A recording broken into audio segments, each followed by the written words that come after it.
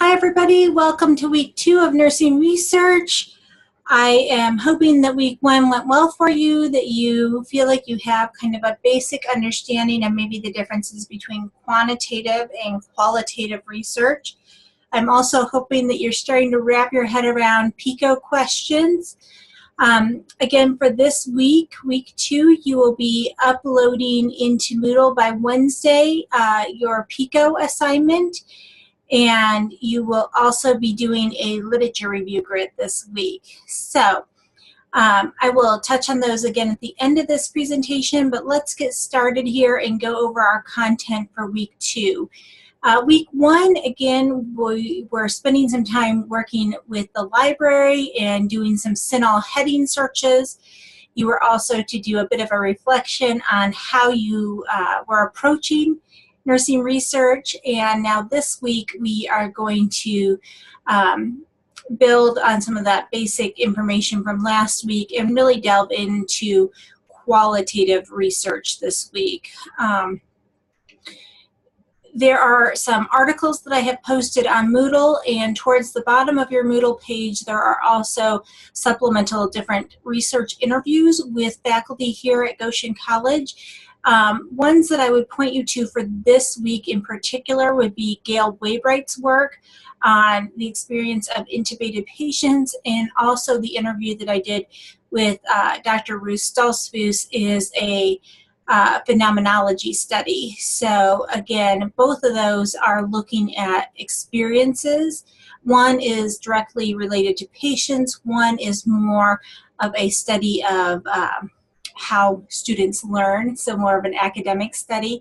But again, both of them are showing you qualitative literature, which is what we're working on this week. So again, without further ado, let me get started here and let's go through our lecture content for this week.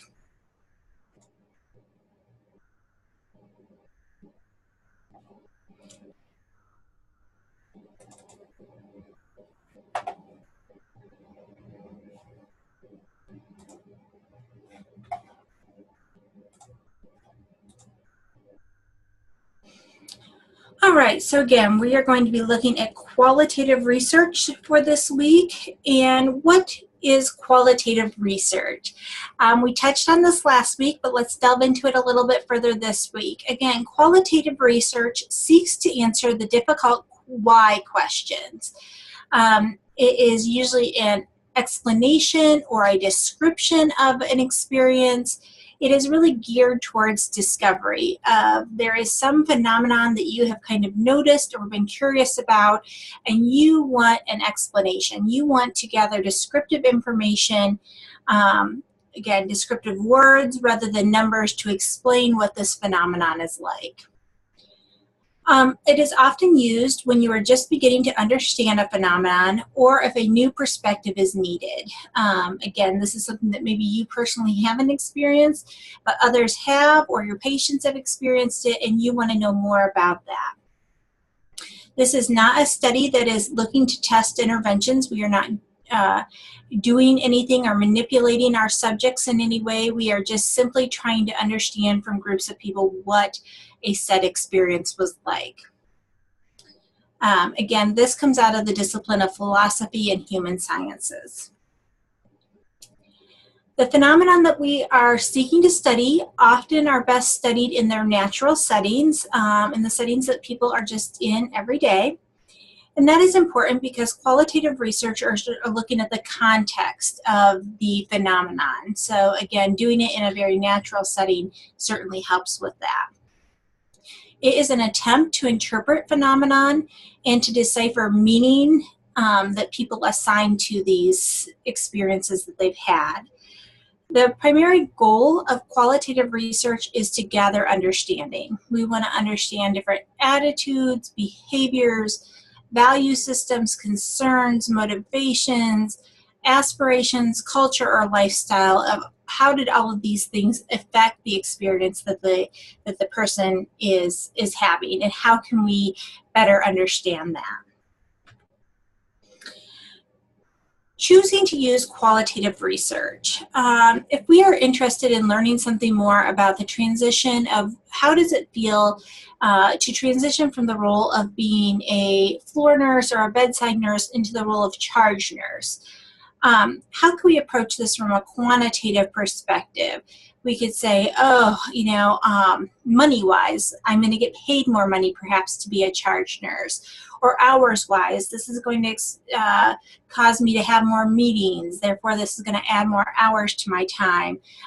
Stress-wise, perhaps you could quantify the stress that you're experiencing, your blood pressure, your heart rate.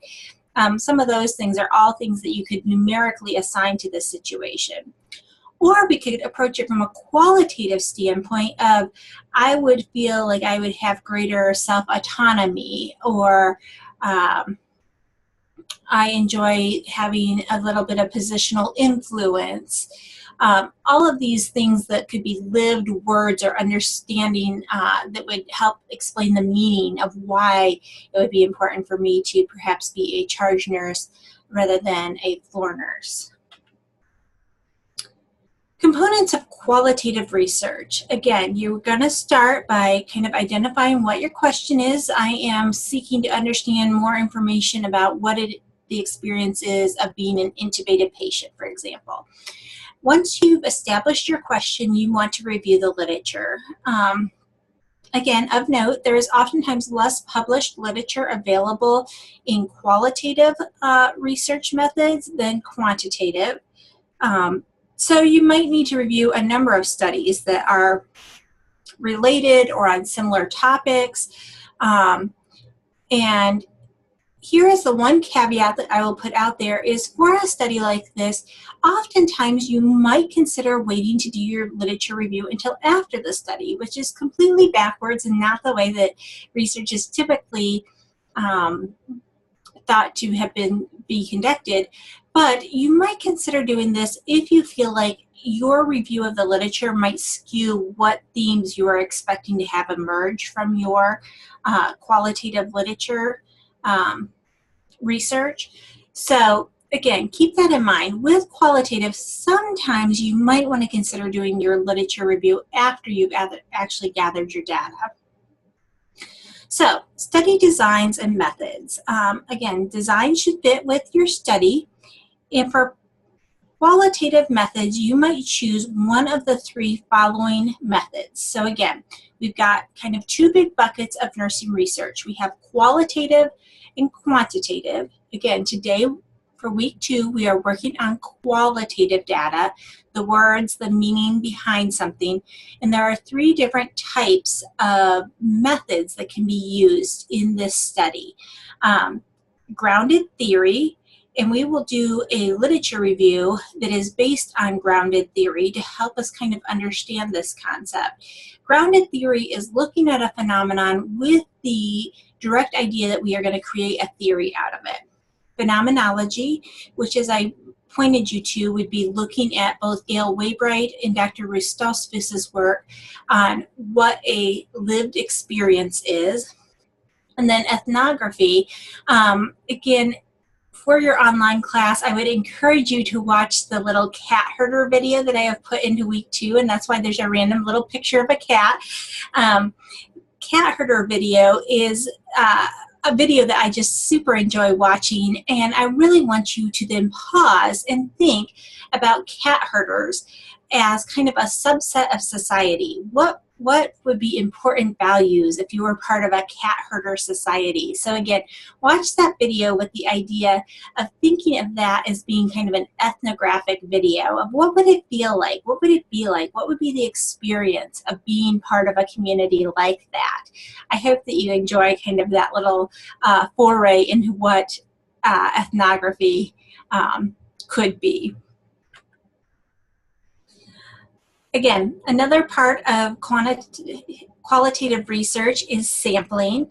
Again, for this type of research, qualitative, we are typically using a proposive sample, not something that we can randomize. We are picking subjects that have this particular experience. So again, we are very purposeful in the sampling that we are selecting because we have to select people that have had a shared experience, because that's what we're trying to find out about. We are looking for information-rich cases. So again, people that really, really, truly had or were impacted by this particular experience. You are also going to want to come up with a description of what your sample is. Who did you include in your sample? What were your inclusion criteria? Who did you exclude from this criteria? Again, if you watch Gail Waybright's video that's at the end of your Moodle page, she was looking at intubated patients that were ages 18 to 60-something. They had to be intubated for more than 24 hours. So again, those were the inclusion criteria that she was using. So exclusion criteria in this case would be you couldn't be a child. You couldn't be under the age of 18 and be included in her study. You couldn't be vented for just 2 days. Or excuse me, for just 2 hours. You had to be intubated for more than 24 hours. So again, description of who you're including in your sample size. And then an important concept for you to gather in qualitative data, again, as we are seeking to understand somebody's experience, how do we know how many people to talk to? Well, you really have to keep talking to people until you reach this data saturation point. That the same kind of themes that you've started to pick out emerge and reemerge and reemerge, and that you're really not getting anybody that's coming up with some really new piece of kind of data, that you've reached data saturation. And again, with qualitative research, this number can be very small. I think both Gail and Dr. Ruth used only 10 study participants in their qualitative research. So again, that number can be fairly small and you can reach data saturation. Components, again, that we'll continue to look at is our data in qualitative research is words, words, words, words. We are informally interviewing people, or you can do focus groups, you can do observations. Again, you are gathering the words of what people are explaining to you how that experience was, a description of how the researcher decides that that data saturation has been reached. Then we're going to analyze it, and again, these are usually transcripts that have been tape recorded and then are transcribed. You can actually read this data. Again, if you look at Dr. Rustalsfus's interview, she shows actual slides of her going through her data, her transcribed data, and picking out different themes that she saw. A goal is to find commonalities and differences and to group these into categories that capture the phenomenon or themes. And again, there are programs that can kind of help with this, and oftentimes in qualitative research, you have a study group, a group of peers that is actually helping look through all your transcriptions as well, and is kind of saying, yes, I concur, these would be the same themes that I would identify, so that there's kind of some inter-rater reliability there, that what you're seeing and what I am seeing match up. And then there's the discussion section of what are the results, what are the implications for this. So again, this is usually a description of the experience. We're identifying what those different themes are. And here the important thing is that we are quoting people's words. We are really making sure that we are authentic, that we are truthful in conveying that which the person shared with us. And oftentimes, once these are transcribed, you can even take them back to the people to say, this was what I heard you saying, these are the themes that I've identified, would you agree that those are the key pieces of information there? And sometimes people will be surprised, like, oh, I didn't think that I said it quite like that. But again, you have the transcriptions that those are the words that people use to explain their experiences. So in conclusion, you would have a summarization of the results. You would be identifying similarities and differences that exist in literature that is out there. You are looking for different limitations of the theory or of the research. You are trying to seek if there are new findings, new theories that could develop from this, but where does this research lead your train of thought? And then how would you put these findings into practice or into future research? So how can a nurse use qualitative evidence? We can use this to understand our patient's experiences. We can understand that as a patient progresses through a certain disease or illness, that the things that they're experiencing are pretty par for the course, that others have been asked about this experience, and so I can just confirm for our patients, no, you shouldn't feel bad that you're not feeling like you're making more progress in this, or that you're at a stage of feeling angry about this, that is what we expect and that is normal, and to kind of help normalize their process. To understand the range of responses from patients, to provide that anticipatory guidance, as I was mentioning, that we can just confirm with our patients, offer reassurance that we understand, to provide helpful information for coaching patients through things that they're experiencing, and then to improve communication between nurses and patients, that while I've not experienced what you're going through, that in my discussion, in my look at research of others that have gone through this, that you do have some level of expertise in this without having actually experienced it yourself. Are the results from qualitative research generalizable? Is there external validity? So can you take one sample of people and say they had this experience, and therefore I can say that another group of people would have a similar experience? The answer to that is no. That insights into a person's experience or their culture is really only true for that specific group. You could kind of make the assumption that maybe that could be transferable to another group, but again, without having done the research to talk to that specific group, you cannot say that one experience is actually the same as another's experience. Here's an example of generalizability here with qualitative research. This is a research article into non-compliance with epileptic patients. And what this study found was that non-compliance was a tool that patients used to exert control over their illness. So again, when you think of that, of epileptic patients not taking their medications as a way of having control, could you generalize that to other populations? Sure, you could say that other people with chronic problems as well may, oftentimes I've seen this in practice with teenagers who are constantly coming in DKA. They've been non-compliant with taking their medication because it's a bear and they're teenagers, and this is a way to exert control. So again, yes, to some extent you could use qualitative research to say, because one group has demonstrated this experience, another group, you may see the same things, but again, you want to avoid just making those generalized assumptions. What would be the best natural setting for you to study a parent's food choice for their toddlers? Would it be the grocery store, at home, a fast food counter, or a sit-down restaurant? Again, thinking of observing them in their most natural setting, you would pick B, home. That would be the best choice, that would show you what the parents are buying at the grocery store and bringing into the house to feed the child. A nurse researcher completes a study and finds that there is a need for continued research. What is the most appropriate response when you are kind of writing your findings? Would you realize that the study has no value? Would you continue the research till its conclusion?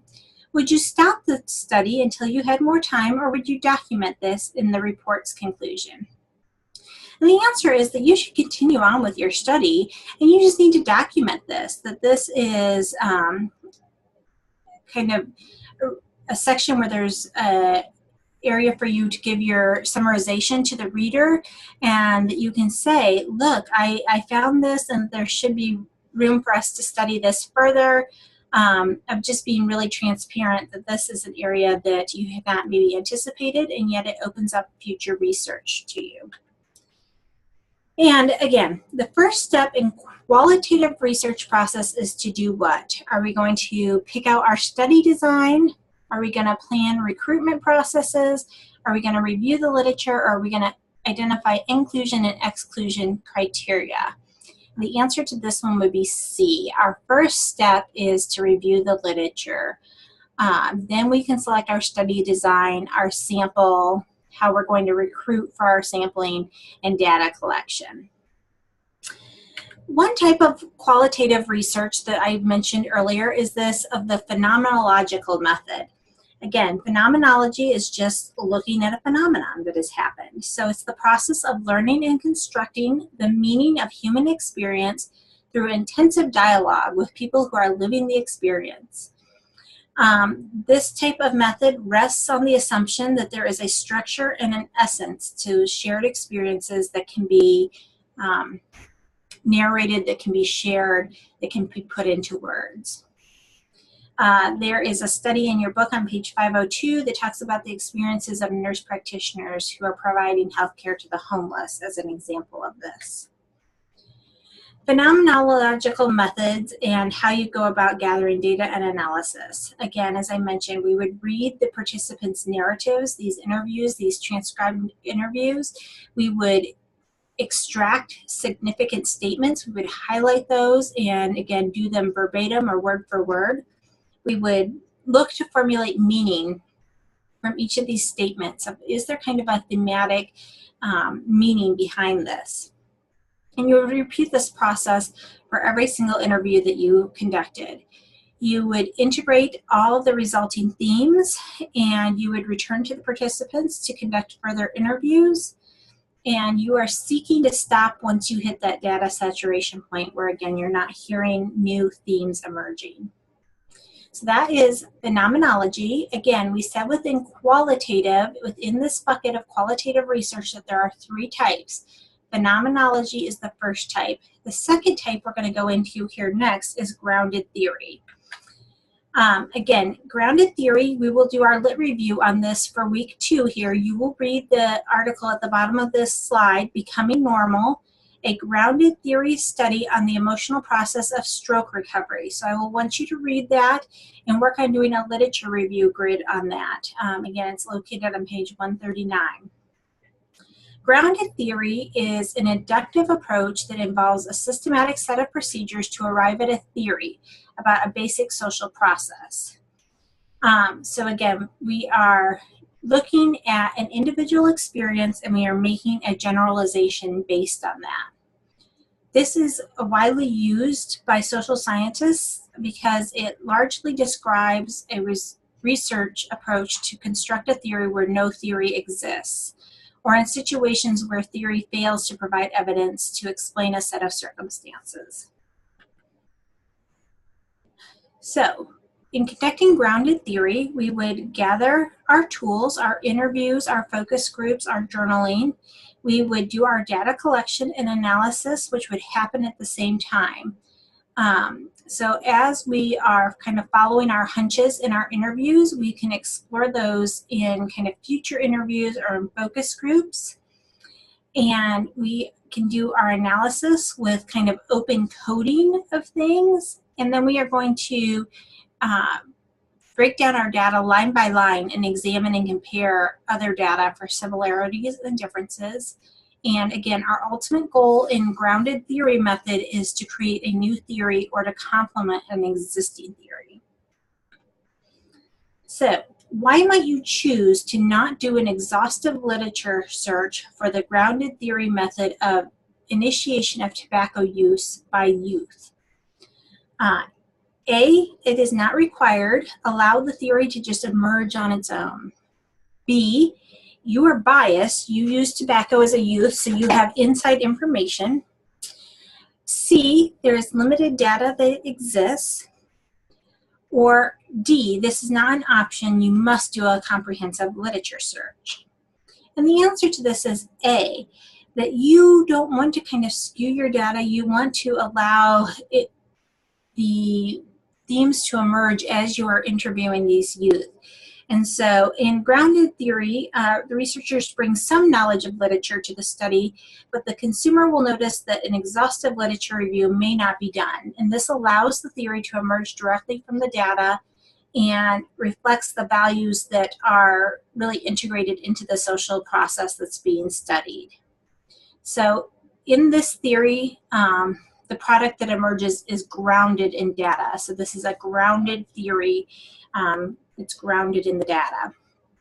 So we've looked at phenomenology, which just seeks to kind of understand the experience that someone's had. We've now looked at grounded theory, again, in which we are looking to see what theories can emerge from the experiences. And then the last type that we're going to look at is an ethnographic method. Ethnography is to look at a cultural group or subgroup. And so in this, we're seeking to kind of understand more about one's cultural experience. And again, culture can be used in a very kind of broad sense of the term. So we're focusing on the scientific descriptions and interpretations of cultural or social groups and systems. The goal of the ethnographer is to understand the research participants' view of the world. So their insider view is the emic view. The emic view is the insider view. It differs from the ectic view. That would be your view as the interviewer or the outsider to the group. You have the ectic view. And again, we are seeking to get that emic or insider view by the research that we are doing using kind of a quantitative analysis of the different behaviors that we're seeing. The emic view is the view of the person who is experiencing the phenomenon and is reflective of his or her culture, values, beliefs, and experiences. It seeks to explain what it is like to experience a particular phenomenon or be a part of a specific culture. Again, an important part of this is to use direct quotes from the participant to group your concepts into themes, and then with your themes to label them in a way that assists the reader in understanding the experience from the insider's perspective. As we are conducting qualitative literature, and we've now gone over the three types that we can use, phenomenology, grounded theory, or ethnographic, there are a couple of key concepts that we want to make sure that we focus on no matter what type of research design we're using. One of those concepts is trustworthiness. Again, that we are credible and valid in the research that we have done, that we promote our trustworthiness by using quotes to illustrate the richness of the data and to establish a relationship between themes that are identified within the data. So again, that is an overview of kind of qualitative literature, and now we are going to switch and we are going to look at, let's see here if I can find it. As you look at, stop that for a second. Sorry, let me try this again.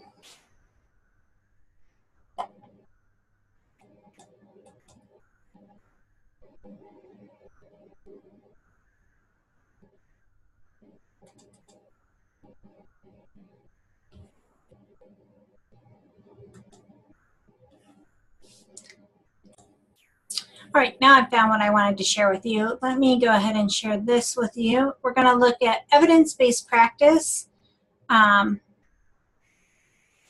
how do we kind of apply this that we have been talking about of qualitative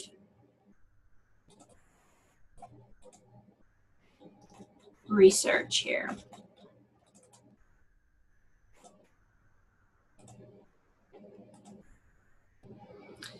All right.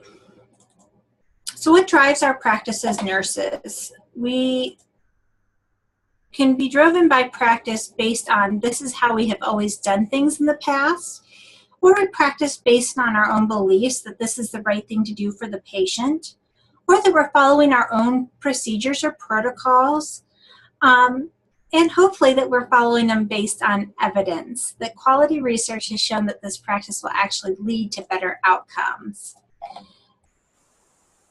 What is evidence-based practice? Again, we talked about this a little bit in last week when we looked at the dyad between research and evidence-based practice and patients' preferences.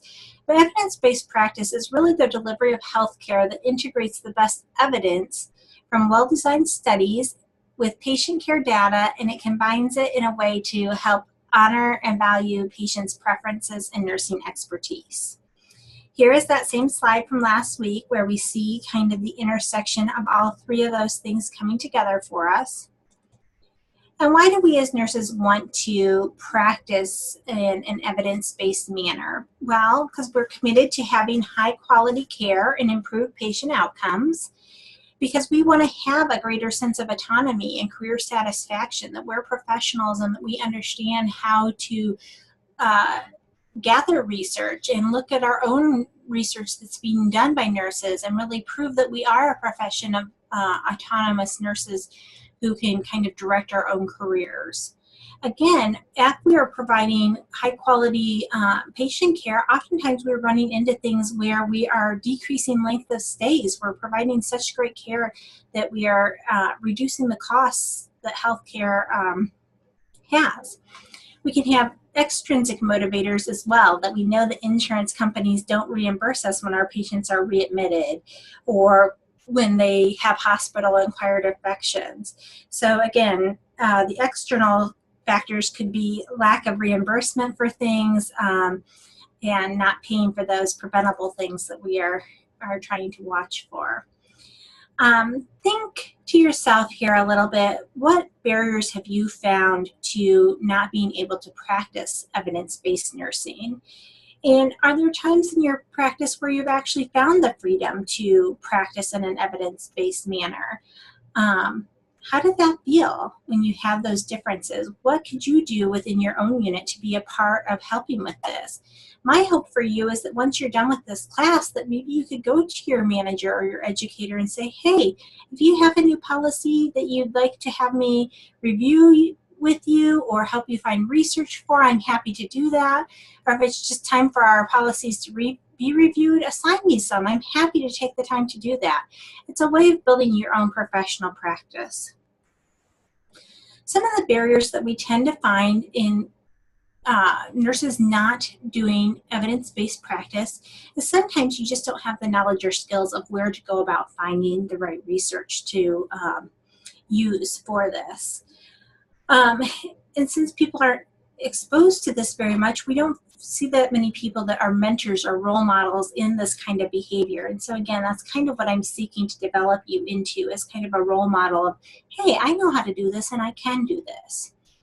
Oftentimes we find that there's inadequate resources or support from administration. And so again, part of your professionalism might be that you do a little bit of this on your own time, outside of work or that sort of thing. Hopefully you get compensated for it. But again, it's an important practice for you to continue to keep yourself appraised of what's going on in your field of study. Sometimes we work in work cultures that emphasize strict obedience to just following the policies that are in place rather than collaborating with others and looking to expand that which we're doing. And again, as I mentioned, we're all very busy as practicing nurses, and so oftentimes there's just insufficient time to fit this in. Facilitators of evidence-based practice understand the importance of evidence-based practice. They believe in its value. They believe that they have the ability to implement it, and they work in a culture that supports, respects the nurses, and allows them the time and tools to go about doing evidence-based practice. And again, that they have perhaps an evidence-based mentor, be that their educator, manager, who can support them in their endeavors in finding the research that they're looking for. There are 7 steps to evidence-based practice. Step 0, if you will, is to just have a spirit of inquiry, that you are excited and curious about that which is happening around you. Step 1 is asking that PICO question. So again, for this Wednesday, you are to come up with 3 PICO questions. Those questions that you just wonder about in your day-to-day practice. You are to put them in a discussion post and again, bold or highlight the one that you're going to work on focusing on. And then from there, I need you to go into CINAHL, into the Good Library, and find 3 articles that are about your topic that you've selected, and give me a brief summary of those. Again, that's about a paragraph apiece. But yes, step 1, ask that clinical question in a PICO format. Population, intervention, your control or comparison group, your outcome, and your time. Step 2, that is the step that I'm having you do where you're going and you're looking in CINAHL and you're researching databases and you're trying to find research that offers insight into your PICO question. Part of doing a lit review grid will be clinically appraising the evidence that you find, the research that you find. Do these studies seem to be valid? What are the results, and are they important? And will the results help me care for my patients? Step 4, integrate the evidence with your clinical expertise and your patient values. So you just need to implement it. There's nothing really all that magical about it. Step 5, evaluate your outcomes and then make changes based on what the evidence is. There may be something negative that you didn't anticipate. Please take that into account and make changes based on that. Step 6, you want to disseminate your practice results. If this is something that could work on another floor in your hospital, by all means, share what you found and let's help others to have a better patient experience as well. So again, this can be done through newsletters, journals, presentations, rounds, publishing, all sorts of things. Step 1, asking the clinical question in a PICO kind of format. We talked about that. What are some of the advantages of doing it this way is that we are all consistent in how we are asking our questions. It offers us a very systematic way of looking at things. It identifies the components of clinical issues that we're trying to kind of look into. It provides clarity and transparency, and it increases the likelihood that we will actually find the research that we're looking for quickly and efficiently. Again, we have great librarians here at Goshen College, so do not hesitate to reach out to any of our librarians. They are also fantastic at helping you find research related to your PICO questions once you have it. Here is another way of just forming PICO questions. Are teenage mothers, that's our population, who have strong family support as evidenced by financial support, that's our intervention, as opposed to those who do not have family support, that's just our control group, are they at lower risk for dropping out of high school? So again, if I am a single parent and I come from a more affluent family that is able to financially support myself and my child versus perhaps somebody who does not have that, am I at lower risk of dropping out of high school? Again, you are to formulate your PICO questions this week and put them into Wednesday's discussion post. By Sunday, you are to read other people's PICO questions. You are to respond by saying which of theirs you would have selected, and then maybe asking some probing questions about the one that they chose. Again, as you are thinking about creating your questions for your project, I want you to think about what intrigues you, puzzles you, what do you have hunches about, what is it that you perhaps expect to find. Just really think about your own clinical experiences and what you might use to be to help guide you as you work on your PICO questions for this week.